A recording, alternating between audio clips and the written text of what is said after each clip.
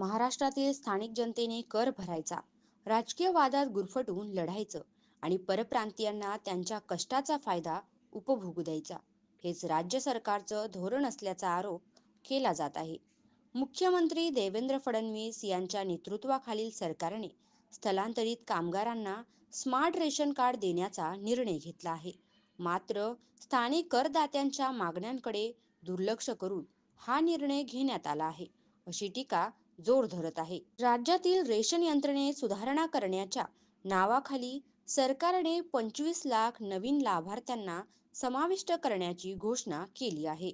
यामध्ये स्थलांतरित कामगारांना प्राधान्य दिले जाणार असून त्यांना कुठल्याही रेशन दुकानातून धान्य मिळू शकणार आहे. पण स्थानिक करदात्यांना या योजनेत गृहीतच धरलं जात आहे.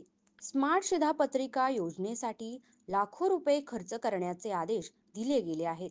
मात्र याचा फायदा नेमका कोणाला होणार, हा प्रश्न उपस्थित झाला आहे.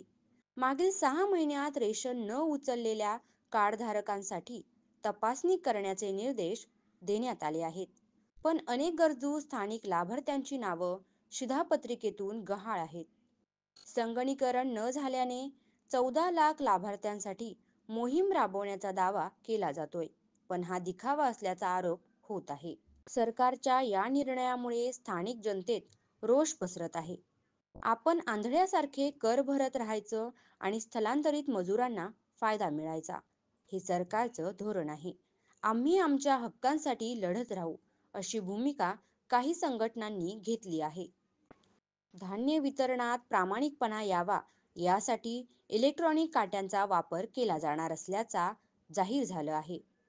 पण शिधापत्रिकातील चुका, नोंदणीतील गोंधळ आणि चुकीच्या लाभार्थ्यांना दिल्या जाणाऱ्या सवलती यावर काहीही ठोस कृती नाही. स्थानिक नागरिकांच्या हितावर लक्ष न देता स्थलांतरित मजुरांना प्राधान्य देऊन सरकार स्थानिकांचा विश्वासघात करत आहे, असा सवाल उपस्थित झाला आहे.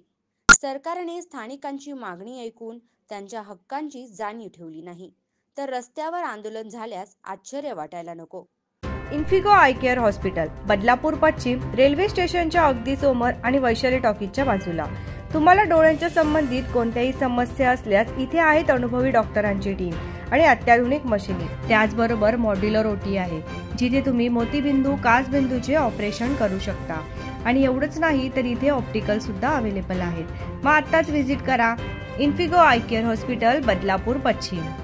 अशाच महत्त्वपूर्ण बातम्यांसाठी फॉलो, लाईक, शेअर करा आणि पाहत राहा आपला महाराष्ट्र डिजिटल. नमस्कार.